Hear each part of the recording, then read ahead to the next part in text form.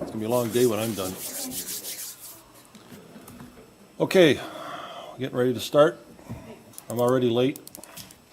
My wife will say that's normal, but can't help it.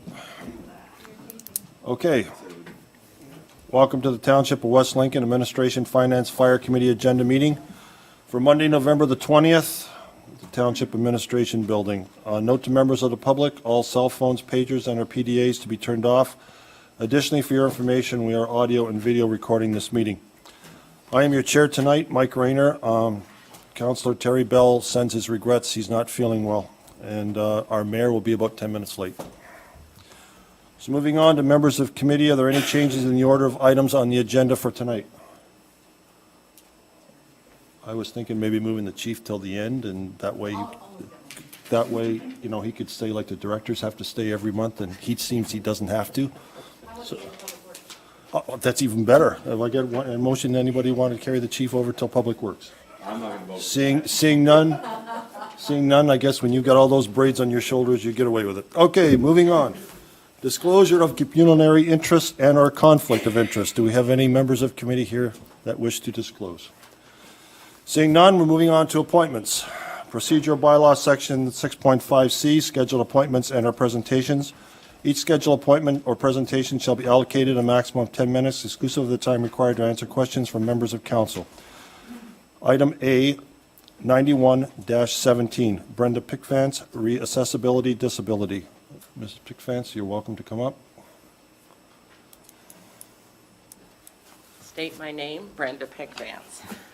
And This your is address. getting to be old hat. My address too? Okay. But not your rank and serial number, that's fine. Well, it's unfortunate that Councillor Bell is not here because he is the committee member for the Joint Accessibility Committee, and also that the mayor is running late. However, so, I was here back in June, and I think you kind of vaguely remember what I discussed, so we're just going to move it forward a little bit. But first, I'm just doing a little bit of a sidebar to talk about our road as it stands right now. It was recently graded, the reason being there were potholes. There were certainly no evident potholes around my house or property. The problem is that the grading took place after a rain, and it rained again immediately following the grading. So it is not in good shape. It left a lot of channels and ruts that fill with water, and there's more potholes than ever. So I'm not sure if the answer is to regrade it and pack it down, but it is much worse than it was before. I have been told that there will be some gravel on the road next year. We need it now. As a Band-Aid solution, there has not been any gravel on that road, and you know it's the mud road. I don't know how plows work exactly, but if we could have some gravel put down to cover the mud, and perhaps the blade would have to be adjusted if we get bad snowfalls. We also chatted last time about the roads needs study. Well, I haven't seen that particular study. I'm sure it does not look at the human side of things. It would be all facts and figures. But again, I'm asking tonight to upgrade the roads. Where is the money coming from? We seem to just be moving along without much happening. To give you an update on my husband, we talked last time a bit about his disability. He did have an MRI performed in the summer. There is further back deterioration, spinal stenosis. His physiotherapist has recommended biking as being one of the best things to help his back. That is complicated by the fact that he has chronic pain, nerve pain in his legs. So an electric tricycle is probably the best bet. That would be the best fit because he can pedal for a while and then he can rely on the electric piece kicking in if he needs it. But can't do that on our road. It's either muddy or dusty, and right now full of ruts and potholes. The secondary problem for seniors or a person with disability is the extra work. When it's muddy, if it's rained, it's all over your vehicle. So that means you have to wash your vehicle more frequently. Where does it get washed? In the driveway. It's a hard surface driveway. Now we got to power wash the driveway. Sweep the garage. If it's dusty, well, I've got 4 dogs, and they do get like dust bunnies. So they need to be bathed more often. Wash the porch furniture, scrub the mats, yada, yada, yada. It goes on and on. All work that should not have to be done.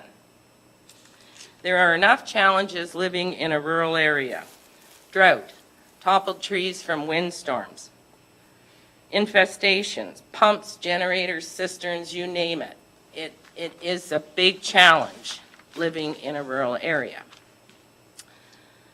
The population in the rural area is approximately 9,000. There's 134 kilometers of unfinished roads. I don't know what the numbers are, how many people live on those unfinished roads. Even more importantly, how many of those folks are seniors or perhaps someone with a disability. I hear the terms used a lot, age-friendly, the Joint Accessibility Committee.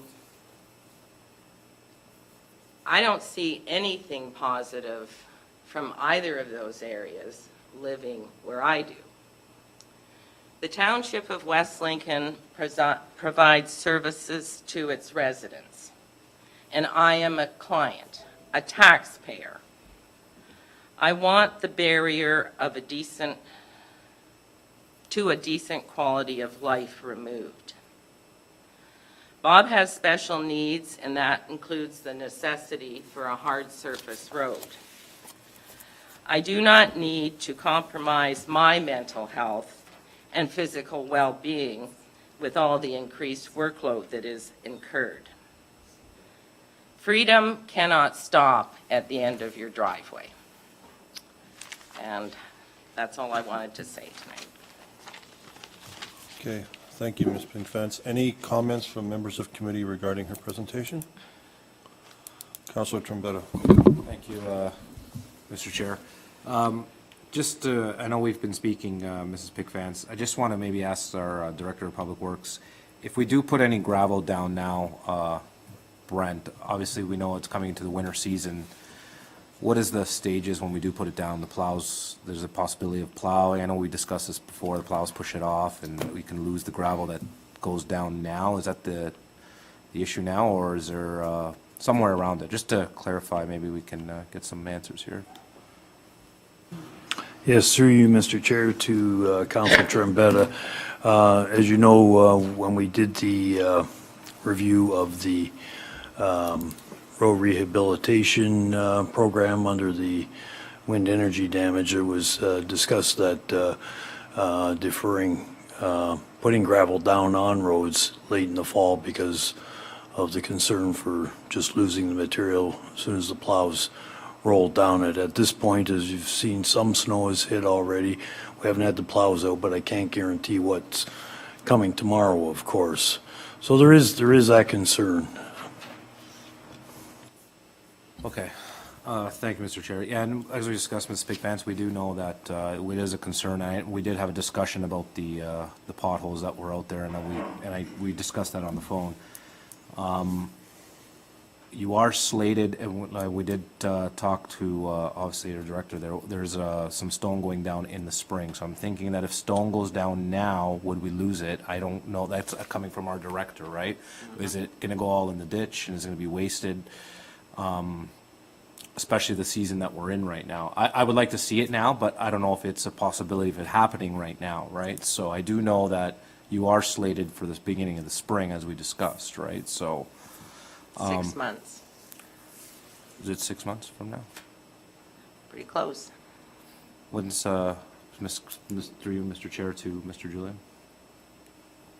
Through you, Mr. Chair, to Councilor Trombetta, again, everything is weather dependent.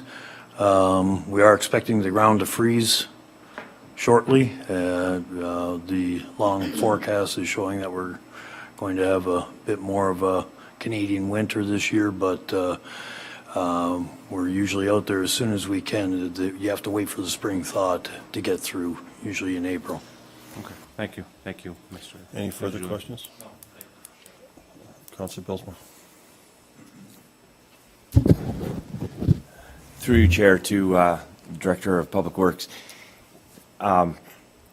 The situation that Mrs. Pickvance described is the grading happened at an inopportune time. I don't know the particulars of, the rain and how that, but I'm just going to accept her witness account that it's worse. Is there a way that we can do like a grade or some kind of, like to break up the potholes until the gravel goes down? Is there a way, say, for example, the way they do the northern roads is they let them freeze and then they grade them? Is that a possibility, or should we get a grader out there and see if we can get some, get the road? It just sounds like an unfortunate situation where the grader went down and we had quite a dumping of rain afterwards. Is there a quick fix that would tie us off? Because I don't think it's acceptable to leave the road in this poor condition till we get gravel down 6 odd months from now. Through you, Mr. Chair, to Councilor Bilsma, I think the best thing would be to get our roads manager out there and take a look at the road again and see what his best recommendations are, and looking at his schedule and of course the weather, and then we'll have a better feel for it, if that makes sense. It would be, just to further that, it would be a shame if the poor quality of the road got locked in, and for 6 months they got to drive a washboard because it froze in the condition that it's in. So, I think, Director. Mr. Chair, if I may add, and through you to Councilor Bilsma, once the snow hits, the purpose of grading in the fall is to reestablish the crown so that there's some drainage and you don't lose everything. Once the first snowfall hits, the grader will be coming down that road and all the gravel roads and grading again, just so you're aware. Okay. Is that it? I'm satisfied to know that the director is going to have the roads manager down there and see if we can't just get a stopgap. So I'm sufficient at that right now. Thanks. I appreciate the comments. They were exactly what I was going to add, so thank you. Councilor Chichak, you have a question? No, Mr. Chair, I just wanted to make sure that we were referring this back to staff to take a look at this, because I know that this is only just going to awaken all of the gravel roads around town, around the township, with regard to grading issues that come at this time of the year, and will proceed right through till March, April, whenever we can get the gravel, et cetera, out there. So hopefully, next year at some time, it's not going to take anything from the gravel, et cetera, but I hope that people with conditions similar to your husband's, Mrs. Pickvance, will have choices, and that is to come into town to use the walking track and the various other facilities that we are going to be building. But Should not have to. Should But Mrs. not have to leave the house to get basic exercise. I'm sorry.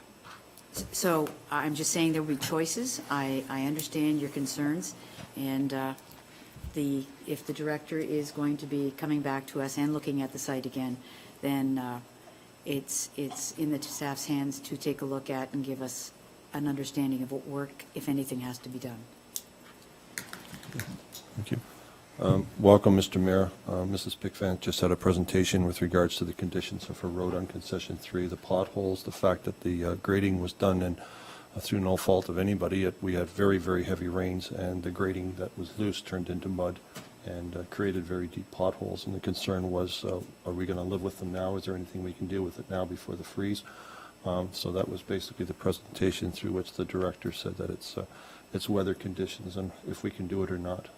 And I would like to further ask the director, is there anything that the township does with regards to weather forecasting when they know they're going to grade a gravel, or I call it a dirt road, knowing that breaking it up, especially until it's been driven on for a few days and tightened up a bit, is very vulnerable to a heavy rain and can actually be counterproductive to grading it at that time?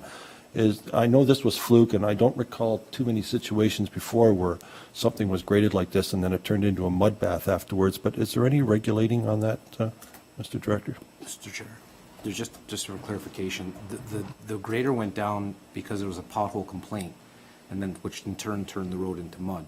That's what was discussed with Mrs. Pickfan. Not that there was potholes there. The potholes were there, and the grader went down to grade off those potholes because of a complaint. Correct, but it doesn't take away from my question, which is it weather related? Was the timing right? Is there anything the township does to ensure that they go over that to regrade it, that they don't do it just before heavy rain is coming? Because they'll be very counterproductive to trying to correct the road, because everything will turn to mud. To you, Mr. Chair, and to members of the committee, absolutely we look at the weather. We do our best to predict. And sometimes Mother Nature works against us, especially considering the volume of the roads that we have. It's a tough call sometimes, but we do absolutely look at that. It's not our intention to, we know that the grader on a soft road would give some issues. And if you probably remember in the spring, we always hold off until the weather tightens up a bit, but sometimes it's difficult. Another question to you, Mr. Director of Public Works. With regards to the grading, should you send the manager out, which you said you're going to evaluate the condition of the road and do a report, time is running out. If that road needs to be addressed and the timing is right and we can grade it without adding gravel and therefore creating a worse situation, is it possible that you could proceed before everything tightens up rather than come back? Because I was assuming when you said we'll have to do a report from the manager that you're going to come back in the future. Time's running out. If there's a want and there's a need and it can be done, can we proceed and get that section done before it freezes up? To you, Mr. Chair, and through and to members of committee, best thing I think is let the manager go out and let him look at it. If we can do something, absolutely. He has to look at his other priorities as well. So I don't want to give you a firm commitment on that. We'll look into it and see if we can. Thank you. Any other questions, further questions from members of committee? Thank you, Mrs. Pickfan, for your presentation. You're welcome. May I say something? Is that acceptable for members of committee? Yes, you may. Thank you. I think we're missing the point, and I think we got rather tied up on the condition of the road now. We're a long way from it being the kind of road that we need, and I just wanted to clarify that. Thank you. Okay, thank you. Okay, number 5, request to address items on the agenda. Procedural bylaw section 1013-5 general rules, 1 hour and total to be allocated for this section of the agenda, and each individual person shall only be provided with 5 minutes to address their issue. Some exceptions may apply. A response may not be provided, and the matter may be referred to staff. Are there any members of the public here who wish to address any item on the Administration, Finance, Fire Committee agenda that's being held tonight? Seeing none, moving on to the Fire Department. Item A 92-17, Fire Chief Dennis Fisher, Reeve Fire Department Monthly Update, October 2017. Thank you, Mr. Chair. Station 1 had 13 calls, Station 2 had 6, and Pelham had 3. few things this month. Retirees, Lieutenant Eric Weaver has retired at 27 and a half years. And Lloyd Cook from Station 2 has retired at 11 years. Fire prevention, having talked with Eric because I was really expecting his retirement, has decided and agreed to stay on as the fire and life public educator until on a as-needs basis until staff gets their position filled. Our year end was October 31st, as you all know. Station 1 had 210 calls, which is down about 6 calls from last year. And Station 2 has 69 calls, which is down approximately 25 calls. So a substantial decrease in call volume, which was nice to see. We did some live fire training in Grimsby on November the 4th and 11th at their new facility. It was great. Awesome training for the guys. I was down there on the 11th for a better part of the morning. So good training for all the guys, but especially really good training for the new recruits. And on November 13th, Briar Smith was here for the chief of the day. She was from Washington School in grade 5 class. And she won the Owen Skate Plan contest. So it was fun for her for most of the day. Other than that, it's been fairly quiet. Good. Very good.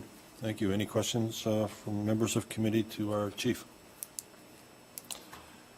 Seeing none, stick around. You're not over yet. This is Yeah. not a fast one for you this month.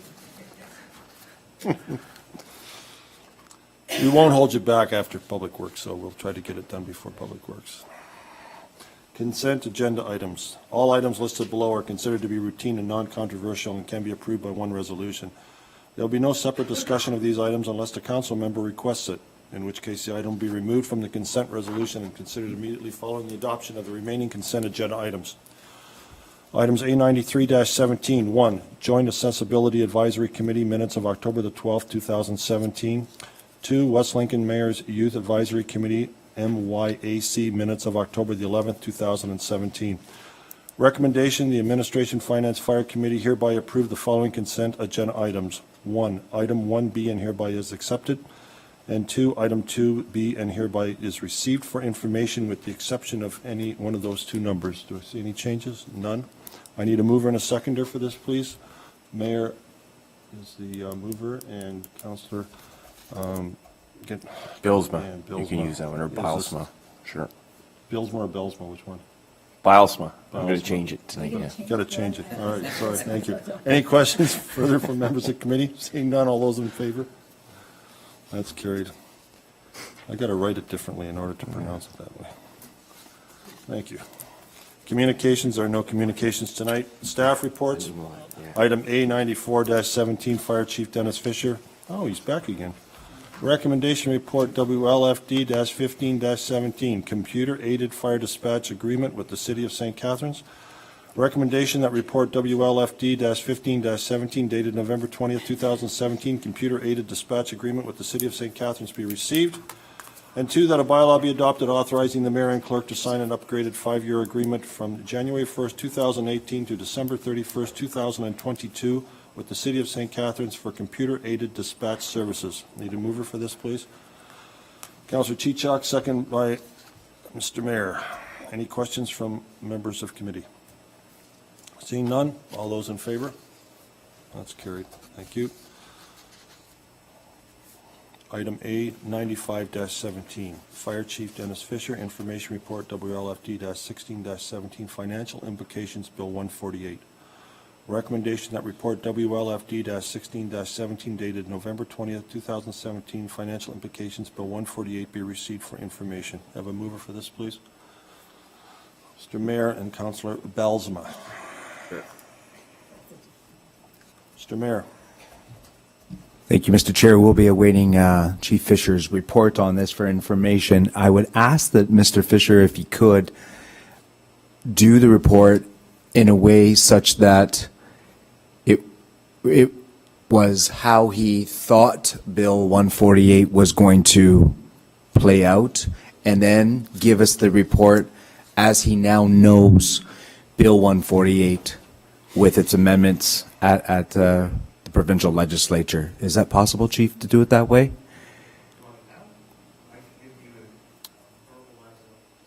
Yes. Because the report kind of deals with some of the background information as to how they initially thought Bill 148, or how the bill was written, but then there's been amendments since then. So if you can give us the report as it is today, that'd be great. Through you, Mr. Chair, to members of committee. When the bill was first went to the legislature, went through first reading, it stated that the on-call provision, the new minimum on-call provision in the bill stated that firefighters would get paid 3 hours a day to be on call 365 days a year. Well, if you can do the math, it's a lot of money for one firefighter. Hence, the province of Ontario, the fire service went absolutely crazy, and hence there has been some amendments to it. So that provision of on-call for 3 hours a day has been eliminated. My concern right now, and the way it's clarified, and they changed the amendments in the bill as of the 17th of November. There is, the way it's written now is that the minimum on-call for essential services is paid 3 hours, but then there's a clause in there, and if you're not required to work. I don't like the word "and," not required to work, because for me, I interpret it that, okay, you're not going to pay the volunteer firefighters if they're not required to work, but are we going to require them to get paid 3 hours if they do come to work? That's the concern that the fire service has right now. They're taking out the provision of, okay, we're not going to pay you to stay at home, but it doesn't say that you're not going to pay them when they come to work. And that's where we're having some difficulty interpreting the law now, or the proposed bill. I have a regional chiefs meeting tomorrow. It's on the agenda to discuss. I did read an article from Hicks Morley, the labor relations lawyer that does a lot of fire service stuff. And their wording is that they're not paying for if you're not required to work. But they don't say if you go to the call, then are we obligated to pay that minimum 3 hours? I can tell you, doing some research, last year we had, out of 210 calls, we had 6 calls over 3 hours. And Station 2 had 3. So 95% of our calls are under 3 hours. So I think, for me, I need some more clarification on, are we obligated to pay them the 3 hours if they come to a call? And that's where I'm at. I'm at this point, I put an email into the Ministry of Labor, and of course, I got nothing. I called Bill Morrow, the Minister of Municipal Affairs. I got nowhere with them. I called the Ministry of Labor, and they said they wouldn't take any questions. They wouldn't answer anything over the phone. You had to email them. So I emailed them, but I don't expect that to come for months. But at the end of the day, this provision in Bill 148 doesn't come into effect till 2019. So we do have a year, but it's something that if it is legislated and it is the way I'm interpreting it, it will triple my fire call volume, or fire call pay, from about the 5-year average is about 126,000. It'll go to roughly about 350. So I'm hoping that I'm interpreting it wrong, but the way the wording is and the way everybody that I've talked to is saying the same thing that I am.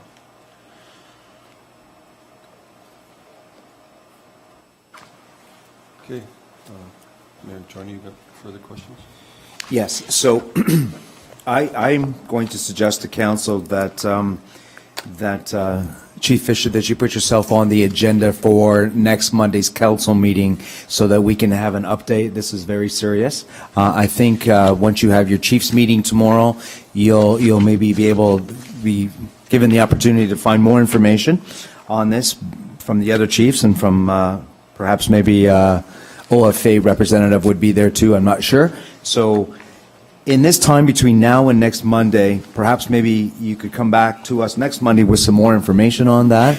I did have a conversation, as you know, Chief, with Mr. Bradley, the MPP from St. Catharines, and he assured me that they have changed this because of the outrage, both from the OFA and both from AMO representatives, that that firefighters just would be not staying home and collecting their 3 hours for not attending a fire.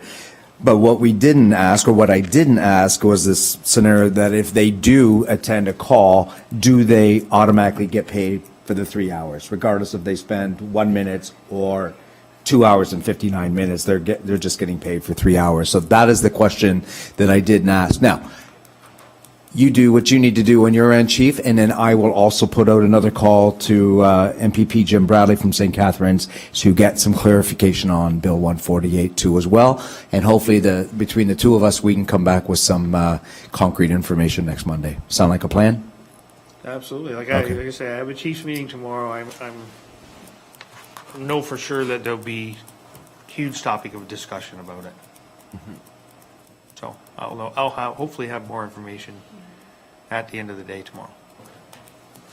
Thanks, Mr. Mayor. Any further questions? Any other questions from members of the committee? Seeing none, all those in favor? That's carried.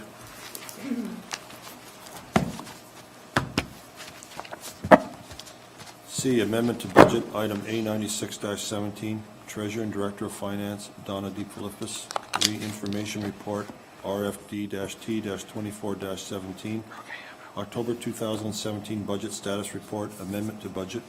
Recommendation 1, that report RFD-T-24-17 regarding the October 2017 budget status report, amendment to budget be received.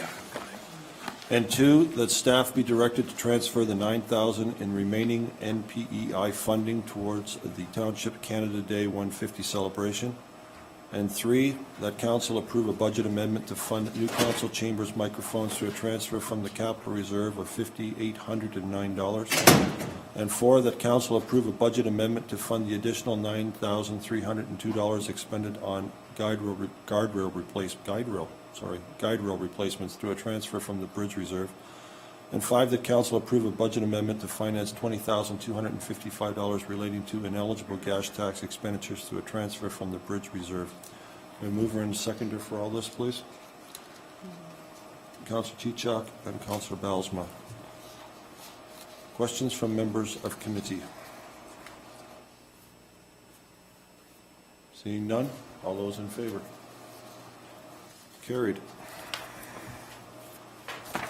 Item 97-17, Treasurer and Director of Finance, Donna DeFilippis, re-information report, RFI-23-17, Municipal Officers Expense Allowance. Recommendation 1, that report RFI-T-23-17 regarding the Municipal Officers Expense Allowance be received for information. Do I have a mover on that, please? Councilor Chichok and again Councilor Balsma. Any questions from members of committee? Councilor Chichok.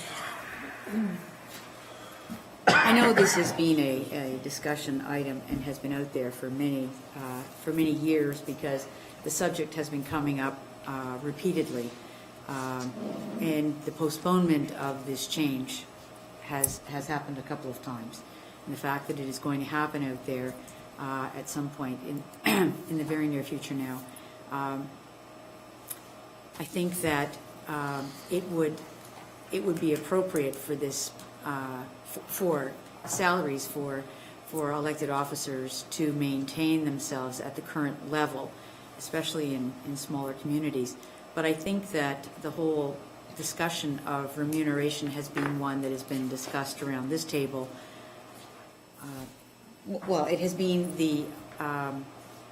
has been a discussion point with some members of council, and it's never been brought to the table. And I would like to see the idea of what we should do with this, as well as remuneration in general, sent to a committee of the community to have, with information from staff that's been put together about the competitiveness, because I know the things that have been bothering members of council and people considering running for council is the amount of time that's there. Am I being paid fairly? Is this appropriate, or is it too much compensation? Should we be doing it as a public service, et cetera, et cetera? Further on in tonight's agenda, on another report, we'll see that restrictions to campaign expenses also mean that you pay for more and more of your campaign. So it really is a public service that you're getting into. And I'm not trying to put a political pitch in here. What I'm saying is, if we're going to look at remuneration in the future, it would seem to me that with research done by our staff, with the information regarding the changes to 2019, et cetera, it should be something that we strike a committee of members of the public as well as staff with the research they've done to come back to this or a future council about what should be done in its 2019, January 2019, that this would come into effect, to determine the appropriateness of fair wage. I think I stole that from the Premier, didn't I? For the offices of the mayor and members of council.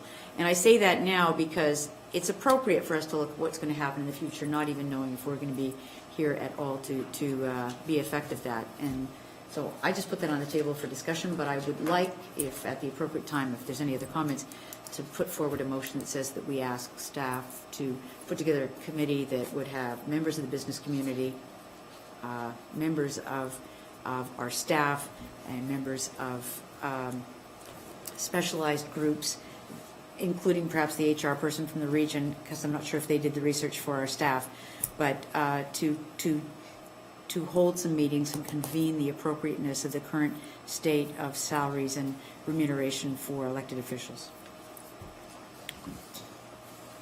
Thank you, Councillor Chichak. Any comments from other members of the committee?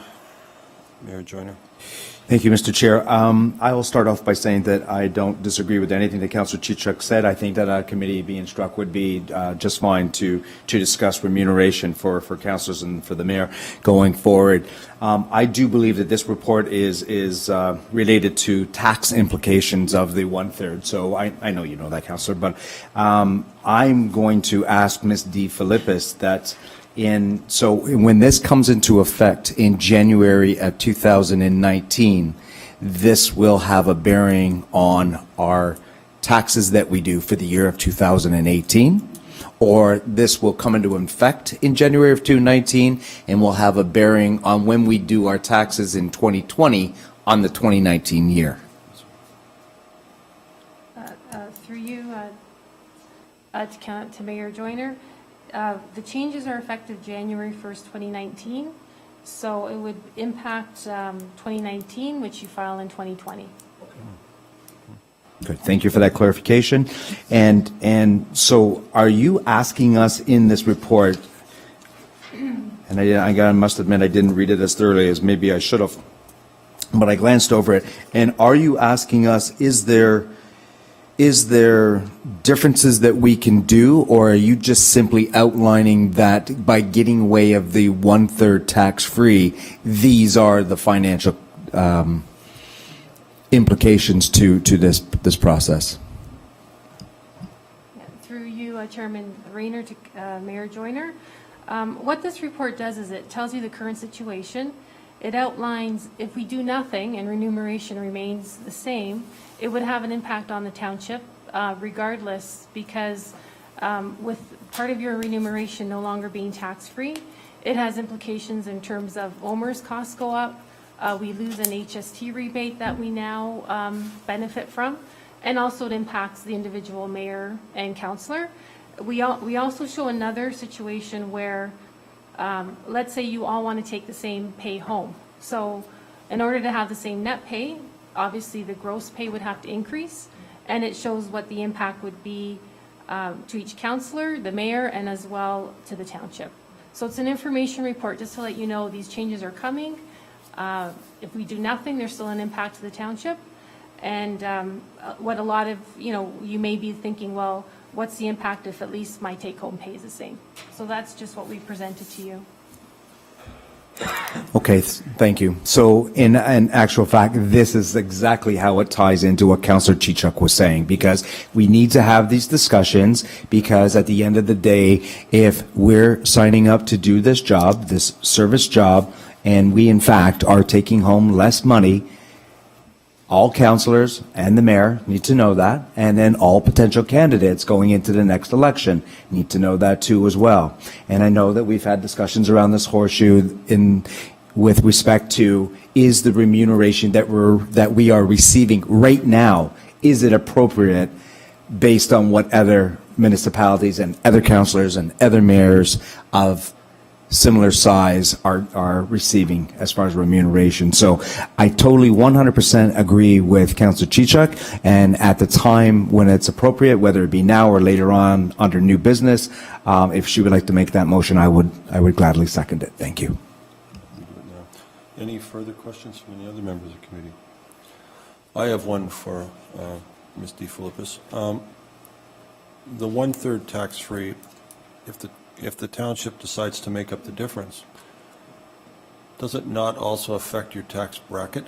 Because most of us here, this is only one of many jobs we have, so our financial numbers at the end would determine our tax rate, which could be anywhere up to 48 or 54%, depending where you sit. Are you taking a general consensus as the percentage that would be? Because it would, to me, it would vary, depend on the income of each counselor, how much you would have to increase the gross in order for the net to be the same when you consider the tax implications in the following year. Through you, Chairman Rayner, we calculate the tax based on these earnings. There's no way of us to know what everybody's individual income is like. So the taxes is based on what the township is paying out. So that would be a minimum of 20 or 22%, and I'm sure everybody in here is a higher tax bracket than that. So actually, if your calculation and what reality would show at the end of the year is, you're going to take home less. So I think that's important. The other thing, we're talking about remuneration, and it's been something that's been bothering me for a long time, because I see reports like councillors in Burlington make $112,000. And I understand that, generally speaking, the 12 municipalities in the region of Niagara have always been on the low side, and no one's been brave enough to try to raise it, so it's constantly been the accepted thing, and everybody stays quiet. Well, this has kind of set a new thing in motion now, because this is the federal government. This is the federal government that's making this change, not the provincial government. So now we have to look at the whole picture. And I have difficulty understanding the difference, and there are councillors here, especially in the more urban wards, that spend a lot of time. And what's the difference between a councillor in Burlington who makes $112,000 working a 40-day week looking after the constituents in their area, and a councillor in West Lincoln spending 30 hours a week looking after the constituents in their area?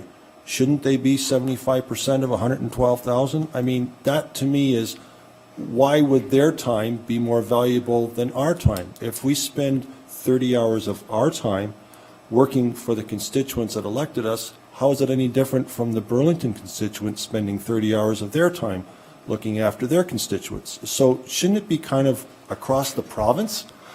And we all accept that that's where it should be, but it's never been that way in Niagara, and Niagara has always been very, very low.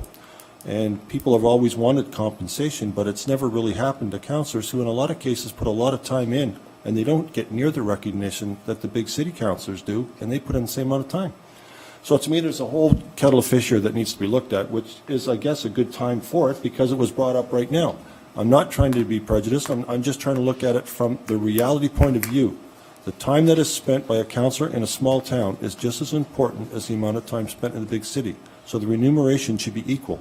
That's the way I would look at it. So I guess Counselor Chichok, you wish to put forward a motion tonight? Oh, you didn't have your hand up before.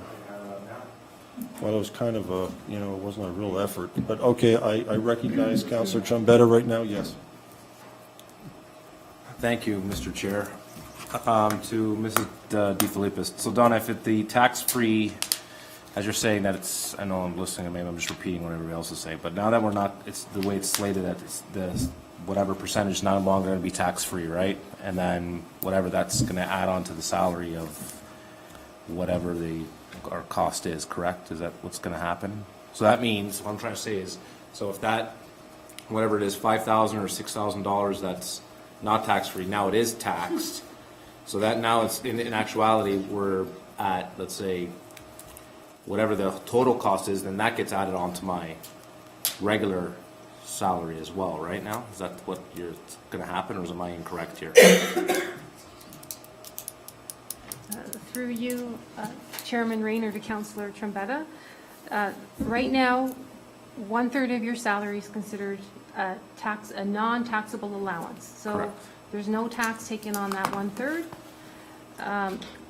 And on January 1st, if nothing were to change, remuneration remains the same, that would no longer be tax-free. So you'd be looking on page 2 of the report on that chart, you'd be looking in the middle to see the impact and what the change would be in your net pay. For the mayor, there would be a decrease in the net pay of $3,522, and a councillor, $848.89. So what I'm trying to say is I'm going to show that it might make more money now, considering that it's not tax-free, and then that gets added to my regular full-time salary, which is a lot more, and a lot more taxes that I'm paying back now. Is that more or less correct?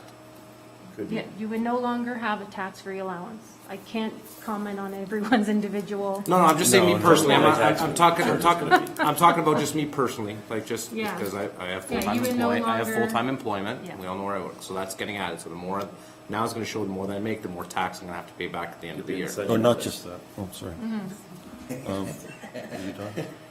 Thank you, Mr. Chair. You don't want to jump in there, it looks like? It's just not that, Counselor Trombetta, that you got to look at. You're making more, but it's 1/3 that you didn't get taxed before, so that now changes your tax bracket. So they've based it on the minimum of what you make here, which is not very much. But when your whole income gets put together, you change your tax bracket. That also affects the amount of tax you pay on this job, which means they're going to take more from you than before. So you're going to end up with less money than you had before, and you'll be paying at the end of the year. That's exactly what I'm saying. So is it better to make more or less? Always less. Thank you. So you want to take less. That, Mr. Chair, you're saying that. I'm just saying, I'm just stating a point that now that it's no longer tax-free, that it's showing that there's more of an income, and now I'm jumping up into a different higher tax bracket. I just want everybody to realize that this tax bracket that the calculation for the township on is much lower, more than likely, 99.9%, that everybody here is in a different tax bracket than the one you're being taxed at, so you will owe at the end of the year. You're saying the same thing, both of you. Okay, Counselor Chichok? Yes, it's that old thing, death and taxes. It's right. And as I walk to the tax collectors, I say, I owe. And this is going to be one of the things. You're absolutely right, Mr. Chairman. There's going to be several aspects to look at this. This will cost the township more, as Ms. DeFilippis has just pointed out. It's going to cost us more whether we do nothing or we do something, because the town loses as well. And we as councillors or as the elected officials of the future will end up with less in their pocket and more will go in different forms of tax. But the minute you add all this to your other income, regardless of where it comes from, you pop up in tax brackets. So it is that, but that's a consideration that each of us will make of our own volition. The sad part is, if we do nothing, it will cost the town more. If we want to keep the jobs the way they are, we need to look at how and what that would cost the community. If we're paying inappropriately, which was one of the other considerations why I made the comments earlier on, then we have to do something more than just look at the implications of this one-third tax-free. In understanding what other communities have done, I can tell you that councillors then say the one-third tax-free was to pay for, some people took mileage, some took paper clips and filing cabinets and said, you know what, I'll just use my own, to heck with it. I've got this one-third tax-free. In the future, it makes people think about every niggly little thing that they get after they've been in office. So I don't like this idea of the one-third tax-free. I think it exempted monies that we redirected to other things. But that's unfortunate. The world changes and we change with it. And so for that reason, and the idea that this does come into the whole impact of what is the appropriate remuneration for members of the elected body of a municipality, I would, if this is the appropriate time, Mr. Chair, make the motion that's included in the report, which is the report RFIT 2317 regarding the municipal officers' expense allowance be received for information, and that a second recommendation be added to item A9717 as follows. That an ad hoc committee composed of members of the business community, Chamber of Commerce, staff, regional human resources, and the community at large be struck to review and make recommendation regarding future compensation for the office of mayor and members of council with respect to the elimination of the one-third tax-free allowance effective January 1st, 2019. And I would make that motion. I believe I have a seconder. You do, but can I also add something to that, Councillor? I'm happy to. Can you just put a date in there when you want to see this all wrapped up by? To be completed by May 30th of 2018. May 30th, 2018. Yeah. I've got that in, so that'll be a third recommendation and be completed by May 30th. How's that? Actually, in looking at the next report, which talks about which talks about 2018 municipal election update report, the first date of filing we should have it completed before the first day of filing. So the first day of filing is June? No, May. May 1st. May 1st. So we want this to be done by the end of April. April 30th. April 30th. So if it came in the cycle of the April committee meetings, then everyone who wanted to sign up would be so delighted at the money that they can make. And just as a sidebar for this council, because Councillor Trombetta and I we followed Chairman Rayner's logic about what other people in other communities make, and if we said that we worked half that time in meetings, et cetera, we'd be asking for $65,000 a year. So I think we should give this to the community and that committee. I'm suggesting we strike before we start trying to determine our value to the community. And so I've made the motion, and I have a seconder, Mr. Chair, with Mayor Joyner. Any other questions? I only have the one back to Councillor Chichok. I'm just saying that I feel any councillor in any township's time is worth the same as what it is to any councillor in another facility. So if they pay more in another facility, then that's the guideline that you should go by, because that also brings in quality people. And you find that at MPs and MPPs, where you have doctors and lawyers that want to get into it. Well, part of the reason they want to get into it is remuneration is also reflective too. And that's an important part of the electorate thing. You can get people interested that have good backgrounds but don't want to move until they think the remuneration fits the amount of responsibility. So it only helps to make a better council. That's the way I would look at it. So we have a motion that's been moved by Councillor Chichok, seconded by Mayor Joyner. Any further questions? That's amendment, I'm sorry, an amendment, yes. Any further questions on that amendment? Seeing none, all those in favor? Of the amendment? Of the amendment. That's carried. And the original motion as amended. That's carried too. Thank you. Look forward to that one. Item A98-17, Deputy Clerk Joanne Shimmy, Information Report RFI-C-13-2017-2018 Municipal Election Update. Recommendation that report RFI-C-13-217 regarding the 2018 municipal election update dated November 20th, 2017 be received for information. So I have a mover and a seconder for that, please. Councillor Chichok and Mayor Joyner. Any further questions on this? Mayor Joyner? So good, thank you, Mr. Chair. I've read this over through you to the acting CAO. Is there an information session set up by either Roma Ogra or AMO that either new councillors or existing councillors can go to. Through you to members of the committee, not that I'm aware of at this time, however, I do know that they plan to have some training sessions with respect to the new legislation, so when that information is available, we can certainly circulate it to everyone. Thank you. Anything else, Mr. Mayor? No? Anything from any other members of the committee? Seeing none, all those in favor? Carried. Thank you. Item A99-17, Acting CAO Clerk Carolyn Langley, Township of Montague.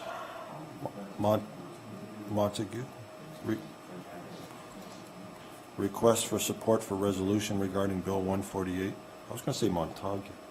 I don't know if that's correct either. Recommendation that resolution number 104-2017 from the Corporation of the Township of Montague, dated September the 19th, 2017, regarding the financial implications of Bill 148, specifically as it relates to the on-call provisions, be received and supported. Do I have a mover and a seconder for that? Councillor Chichak and Councillor Gann. Any further questions with regards to this? Mr. Mayor? So I just want to thank our chief for being on top of this, and I also want to thank the good folks from OFA and also the folks from AMO. They've done a great job in bringing this to the government and letting them know that this is just going to cripple some municipalities. I don't know who in their right mind ever dreamt of this going through, but I'm so glad that AMO got a hold of this, and with respect to OFA. This also has a lot of financial implications on a lot of different other fronts too as well, because we're now talking about fair wage parity and equity and all of that too as well. So, for instance, our volunteer firefighters make on average, I think, around $24 to $26 an hour for the first minute that they show up at the hall, and then it's decreased after that for every hour after that. But if we're talking about fair wage parity, I think that's what you call it, and we're now putting up our volunteer firefighters with the same wages that a full-time firefighter would make, well then we're now talking somewhere in the area around $46 to $49 an hour. So there's a lot of financial implications here with Bill 148. So when the dust settles, I hope it's on our side and every other municipality that's the same size as us. Thank you. Ms. Langley first. Through you to members of the committee, this will actually have a huge impact if it's passed as it's indicated, and we will be analyzing it, but we're sort of waiting to get more information with respect to what the final look is. But there's no doubt going forward that this will impact our budgets, and we will review it and we will keep you updated. Okay, Councillor Chichak. Thank you, Mr. Chairman. And being a rural community as we are, and perhaps not one that's labor intense on agricultural workers, but the impact on agricultural workers is going to be immense. And when you think about some of the kinds of time that people spend working in agriculture in the summer months or in greenhouses, I'm not saying that they don't deserve a proper wage. I don't mean that at all. But the implications of the cost, the trickle-down effect of paying that in such a short order, and the implications to the cost of doing things, from everything from food to day camps. Children who go to camp nowadays are watched by young people who do not make the minimum wage. And if you think that you were paying too much when you paid $180 for day camp for your kids for 5 days, think of what $15 is going to do to that program with the child to teacher ratio that it's going to require. So it's not wrong for everyone to have the right amount to have the basic needs of life afforded them. But I think that the way that this is going across is going to have amazing implications to every business, to young people's availability to jobs, to agriculture and food costs. So I'm not really sure what it's solving, because when you look at the fact that even municipalities that can't go broke because they can just increase taxes, what is that really accomplishing when we put this all together? So I herald the day when we can find a solution, but I'm just not sure that Bill 148 is giving us the solution that's been anticipated by those that are voting for it in the legislature. So I hope that we can come to some other way of mitigating some of these impacts, because I don't know whether or not we can all afford to live in this country anymore. Thank you. Any further questions? Councilor Belsma? Well, I was going to kind of let all of this slide, just take it all in, but I just wanted to make the comment, I don't see the purpose, what the impetus, what's initiating these moves, as Councillor Chuchak alluded to. Usually there's some kind of premise or some kind of forward that, you know, they're trying to alleviate some kind of problem, and I just see that they're just kind of stirring up a pot. And usually when they stir up the pot so comprehensively, it ends up just being a reshuffling of taxes, which usually falls, as Councillor Rayner mentioned, in the balance more to the government and less and more expensive for the taxpayer. So usually there's some kind of a justification, and both this one and the previous one and other things that we're dealing with tonight, it's just mind-boggling how there doesn't seem to be a hue and cry to initiate this. It just seems to be a response of, like, are you kidding me? Anyway, that's it. Comment. Thanks. Anybody else? Councillor Ganane? I think it's time for me to weigh in with a little bit of comment as well. My thinking about all of this as I read through it all was how very fortunate a small municipality such as West Lincoln is to be part of AMO, where it's pulling all sizes of municipalities together and helping to fight back against this kind of thing. I think we'd be sunk if we didn't have a broader organization sort of leading the charge and pulling forward all the negative effects on smaller municipalities. So. Agreed. Anybody else? Mayor? Just quickly, I just want to say to that point that Councillor Ganane has made that point. I just want to say that they are looking for representatives for the Roma and the OGRA board too as well. So they're also, along with AMO and FCM, are very good advocates for all sizes of municipalities. So if any member of council is interested in sitting on the board, please see the clerk and she will give you the forms, or find out where you can get these forms to sit on this board. Okay. Any further questions? Seeing none, all those in favor of this? And that is accepted. Item A, 100-17, Treasurer Director of Finance, Donna DeFilippis, read 2018 budget training. Recommendation that the 2018 budget training date be scheduled at 7 p.m. and the choice is up to committee, Tuesday, January the 9th or Wednesday, January the 10th. Do I have anybody? I have a move. Let's move with the mover and a seconder first on this, and then we can go from there. Councilor Belsma, I move Tuesday, January 9th for the open discussion. second by Councilor Trombetta. Okay, Councilor Belsma has moved to Tuesday, January 9th. Any objections from anybody on that? Unfortunately, I've already got meetings scheduled. So can I go back and ask, would Wednesday, January the 10th work for you, Councilor Chicha? That works better. Councilor Belsma, is that acceptable? Yep. Because after this week, I'm Yeah, we go. where the sun shines and the grass skirts are. So you're not here 9th or 10th? Is that what- Oh, I'm here on the 9th of 10th. I leave on the 14th. So anytime this week is fine with me, whatever works for everybody else. If you want to make it work, I'll be here. If not, I'll think about you guys when I'm swimming in the Pacific Ocean. And that's about it.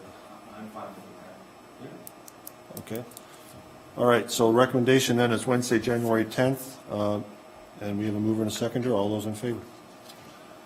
So that seals it then. Ms. DeFilippis, it is Wednesday, January the 10th at 7 p.m.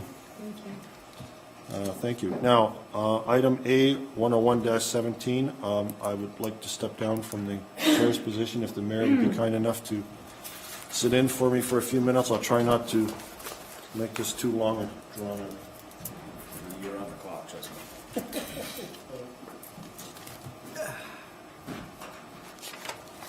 What's the number right there, please? 10C. Okay, so item A, 101-17, Councillor Rayner, he's here to talk about livestock valuation, and this is for discussion purposes only. Thank you. Go ahead, Councilor Rayner. Thank you, Mr. Mayor. I had an incident happen that I wanted to bring to the attention of committee and to the public. And it is in a way that I'm doing it in such a way that I want to try to make it better in the future for other people that are in this similar situation so that it doesn't happen to them. It is in regard to the Ontario Wildlife Damage Compensation Program. It's a compensation program that the province has had for many, many years, and as a councillor and as an alderman from way back, I remember looking at the amount of payments and the livestock that were killed by predators and the compensation given by the government.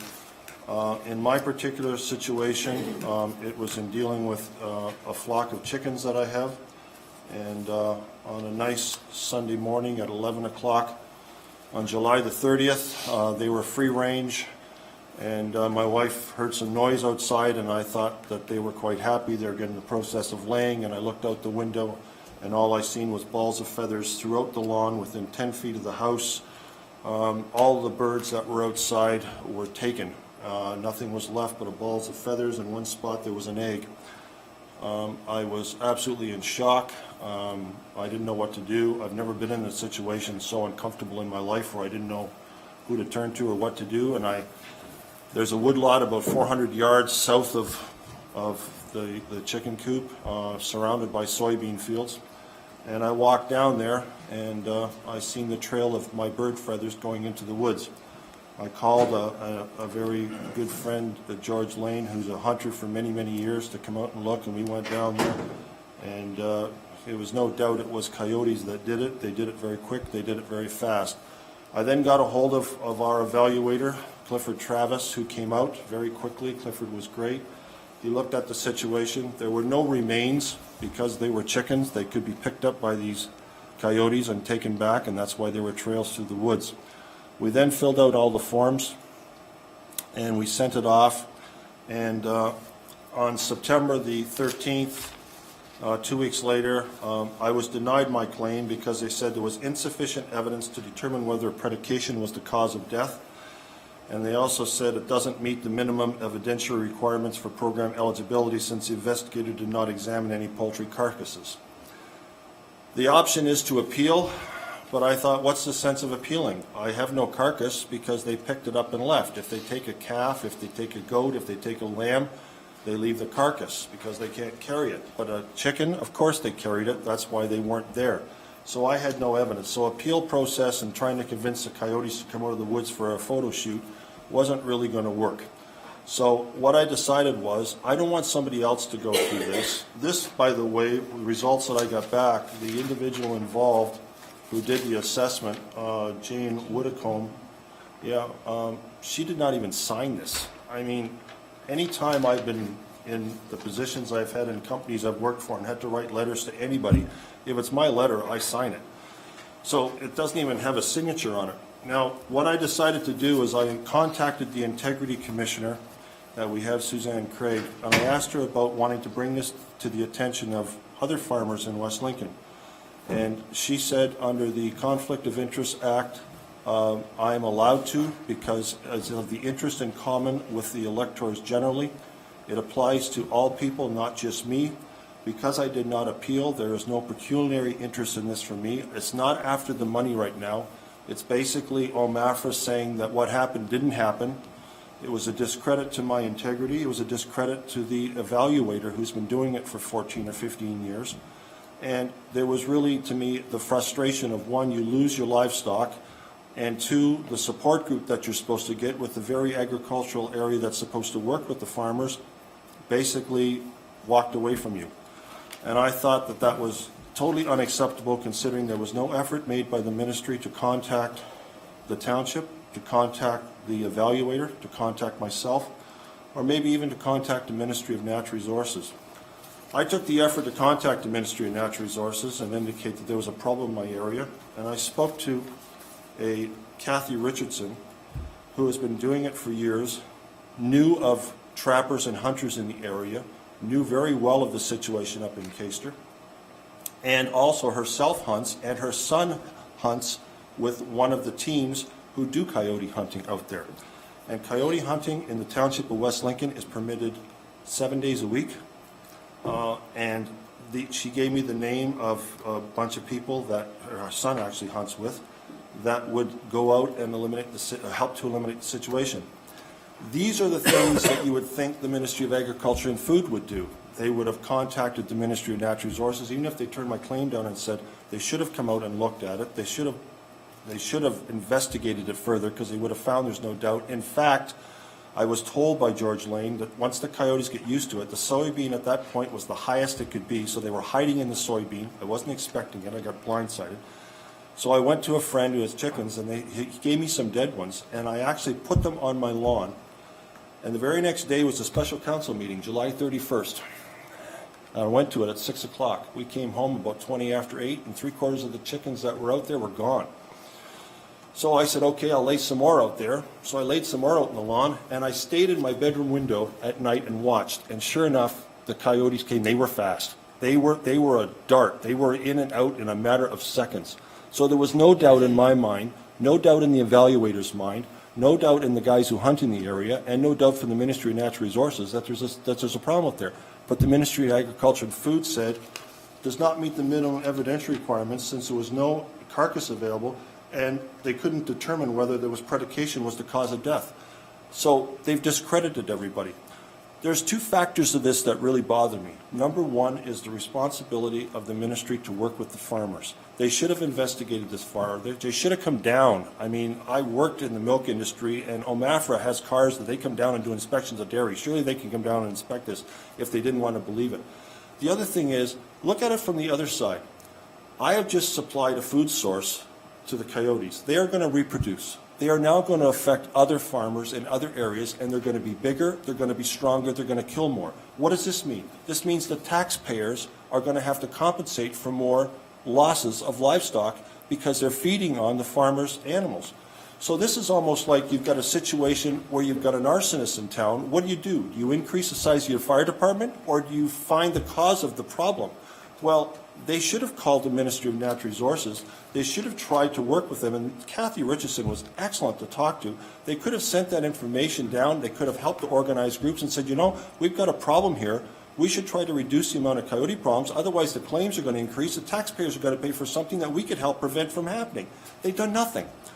So what I've asked, is it possible that we can send a recommendation through to AMO and also back to the ministry to say that there needs to be better credibility, better relationships between OMAFRA and the farmers. I mean, farmers normally don't make a claim without a reason. They don't have nothing else to do with their time. I didn't do this and lose my birds for no reason. There is a program that it's at least supposed to give some compensation. It doesn't take away from the fact that it affects you. It's like being robbed. I mean, all of a sudden, something is gone. I spent a lot of money putting fencing up now, so my animals who committed no crime are now imprisoned, and the ones who are out there killing are free to go. So we need to do something to prevent this from happening so that other farmers don't have the same problem. So I'm hoping that we could put something through tonight that would get back to the ministry to work closer with the farmers, to have more respect for the farmers, to believe what they tell you, at least to investigate further and make more of an effort. And then, together with the Ministry of Natural Resources, we can help to control the problem. My neighbor told me when I asked her if they could get permission for this group recommended by Kathy Richardson to hunt in my back area, she said she had coyotes come right up to her sliding glass window in her kitchen and put their nose on the glass. And she was scared. She walked in the kitchen. All of a sudden, there's these big animals staring at her. She banged on the glass, and they wouldn't even move. They only took off when she turned the floodlight on in the backyard. That's how brave they're getting. I didn't even know that existed till I went over and asked her to get her permission because a hunting group wanted to go through. So we've got problems out there, but we've also got lack of communication and lack of respect between the ministry and the actual farmers. And we've always trusted the ministry that they're going to be our support when we need them. I found out the opposite is true. In fact, part of this thing is even more crazy, is the fact that I had 2 breeds of birds that were killed. Both of them are laying birds. The classifications for the government in here under laying birds just says laying birds. One of the bird breed was Columbian Rock and the other was ISA Browns. What difference does it make what the breed is? But there's a weight minimum here, and by separating the two into the different breeds, I did not meet the weight requirements. Well, that doesn't specify in the guidelines that. It's just a laying hen. It doesn't matter if it's a New Hampshire, a Barred Rock, a Rhode Island Red. It doesn't matter. So they seem to have gone out of their way to further make sure that the appeal would not be justified. So I don't know how you're expecting to appeal for something that was killed and taken away. And I can't believe the ministry does not understand that there are animals on a farm and livestock on a farm that can be killed and dragged away. But it doesn't take away from the fact that it did happen. And because there's no evidence in a photograph, they're sitting in the office saying, you got no proof. Well, that's not really true. There's evidence there. If you come to my place, you would have seen feathers going in the woods. You would have seen the evidence. So they have to make more of an effort to believe the farmer. And most important, forget the farmer part, because that could be biased. What about the livestock evaluator that every single term in council, and I've done it 3 times, we have people apply, we select a person to represent the farmer and the municipality. That's the person they should be calling. That's the person, if they're questioning this thing, they should be asking them specific questions to verify either it's right or it's wrong. But no effort was even made to contact that gentleman, who also feels slighted that they basically didn't believe him either. So we've got something here that isn't right, Mr. Mayor. Okay, so. Do you have a resolution, or will it be coming at a recommendation, will it be coming to council? We have a resolution, I believe, right now. Mr. Mayor, we have a resolution that was moved by myself and seconded by Councillor Trombetta for discussion. And that is that whereas municipalities in Ontario are required to appoint qualified, experienced, and independent livestock evaluators to investigate all incidences of domesticated livestock killed or ravaged by predators, and whereas the evaluator is charged with independently writing up a report and submitting it to the municipality for furtherance to the province of Ontario for processing and payment, and whereas the province does not send inspectors out to review circumstances pertaining to the loss of livestock at the site, and whereas the provincial inspectors can and do reject claims submitted by municipalities, pardon me, without consultation with the independent livestock evaluators, and whereas the system discredits the discernment of the municipally appointed livestock evaluators and further discredits the judgment and credibility of those livestock evaluators. Now, therefore, be it resolved that the Township of West Lincoln requests that the Ministry of Agriculture, Food and Rural Affairs immediately commence sending inspectors out to the field to adjudicate all incidents of livestock loss and relinquish the need for municipalities to hire livestock evaluators or solely rely on the municipally appointed livestock evaluators for the accurate accounting of incidents of loss and use their reports to support the payment of loss due to predatory animals, and that this motion be sent to AMO and circulated to all municipalities in Ontario, to Mr. Sam Osterhoff, MPP, Jane Whitcomb, OWDCP Program Administrator, OMAF for Guelph, Ontario. And that is moved by myself and seconded by Councillor Mr. Trombetta. Trombetta, Councillor Trombetta. Councillor Trombetta. Okay. Comments or questions? Councillor Trombetta? Thank you, Mr. Mayor. There's a part in there that says remove the evaluator from the municipality. I don't know if that's a great idea to remove the evaluator from the municipality, because then you need an evaluator to come from the province, and by the time frame they come down and get here, could be months, and then your farmers are going to be upset that they need an evaluator to come see it, and then it'll be what? So I don't know, that should be removed right away, what I see there. I think that the idea is there, Mr. Mayor, but I think that there's still I still think it needs some more added thoroughness, maybe from staff, if the recommendation could get put together, because I don't know if if that's Mr. or Councillor Rayner's recommendation, but I didn't like that part saying that to remove the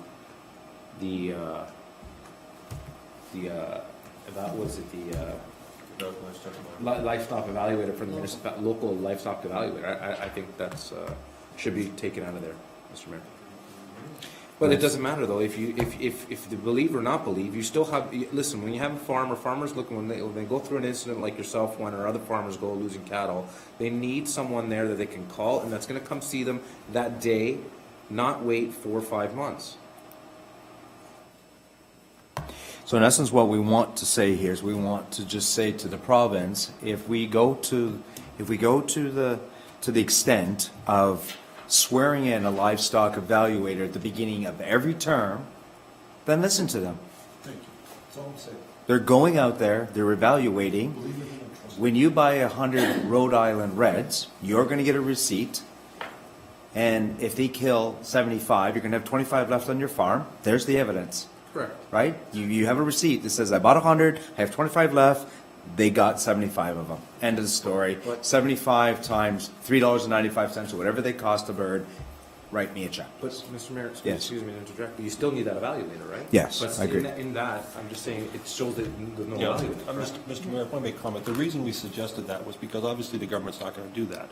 What we're trying to say is, look, you're not trusting the evaluators. It's time you trust the evaluators, or you come out and do it yourself, and they're going to say, well, I don't want to do that.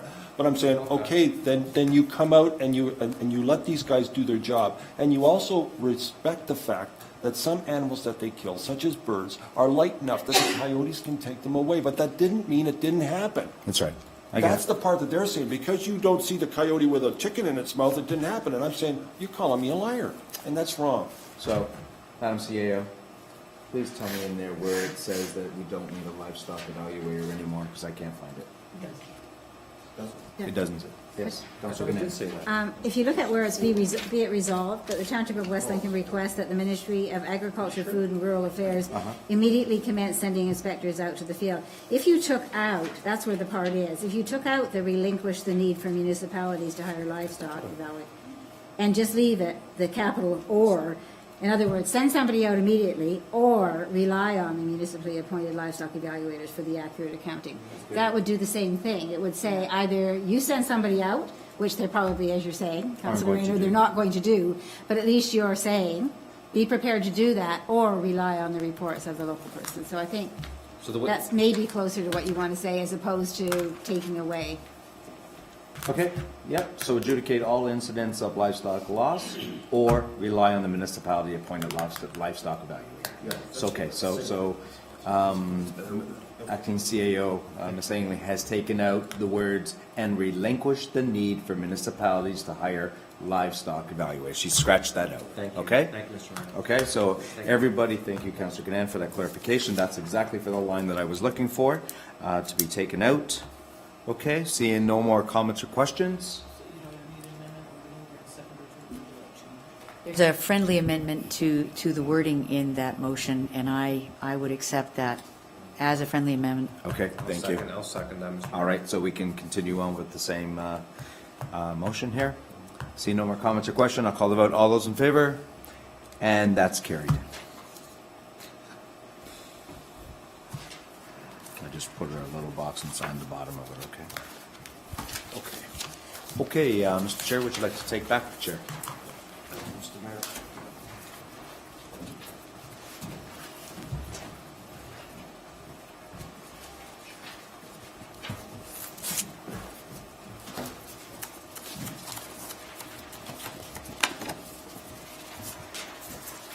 I have to find my stuff now.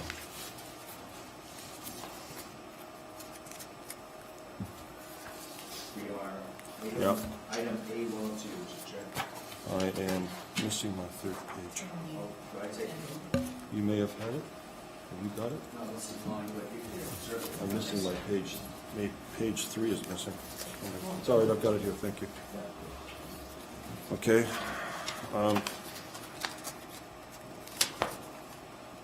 Thank you, members of committee, for hearing me out. I just hate to see somebody else go through that. Item A 102-17, members of committee, verbal updates from members of boards of committees. If required, are there any from any members of committee at this time? Seeing none, moving on to A 103-17, members of committee, read other business items of informative nature. Anything from anything? Mr. Mayor? Well, I'm sorry I will steal everybody's thunder, but I know you're all thinking it. This Saturday, November 25th, is our annual village Christmas in the Village and our parade, and it starts at 2 o'clock. And if you're walking in the parade, you're asked to be there on site up at the arena by 1:15. Also on November 25th, Saturday morning, and I will get Jackie to give you the exact time and location, but there is a new pharmacy that has opened up here in Smithville, right beside the barrister and solicitor Olai and Faber. So it's where the old Texaco station, just west of South Street. It's opened up. They're having a grand opening, ribbon cutting. You're all invited. Jackie will be sending out the particulars as to, is it 10 o'clock? Okay, yeah. So, very good. It's our very first walk-in clinic here in the municipality of West Lincoln. Although we've had the Smithville Family Medical Center for years, does very well and is very well respected within Hamilton Health Sciences. We've never had an actual walk-in clinic, and this will be our very first in conjunction with a pharmacy. Okay, thank you.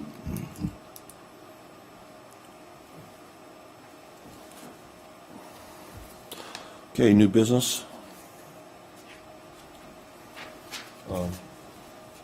Acting CAO, Ms. Langman. Through to members of the committee, I just wanted to bring to your attention today that on Friday afternoon, I received an email from the Region of Niagara, and it was regarding what you are already aware of, and that would be partly that we are looking to get a new regional rep for West Lincoln, and the region is moving forward with that. And so you didn't get the information in your package because it arrived late on Friday, but I will include it in the council package so that you have all the details with respect to the timelines on this issue. Okay, any other members with regards to new business? I just wanted to say to the acting CAO, I did provide everybody with that, so they do have the timelines. So, but thanks for the reminder on that. And again, I'll be asking for all councillors' help in reaching out to all 11 municipalities, all the different councillors across Niagara, lobbying them for support for another regional councillor for the Township of West Lincoln. Thank you. Excellent, thank you. Confidential matters, I believe we're going to leave that till the end, so we can adjourn administration for now and move into Public Works after a short break. So I declare the meeting adjourned at the time of 7:58 p.m. The recess, well, the administration part is adjourned. We're moving Thanks, into the Donna. Public Works. Thank you. Thank you.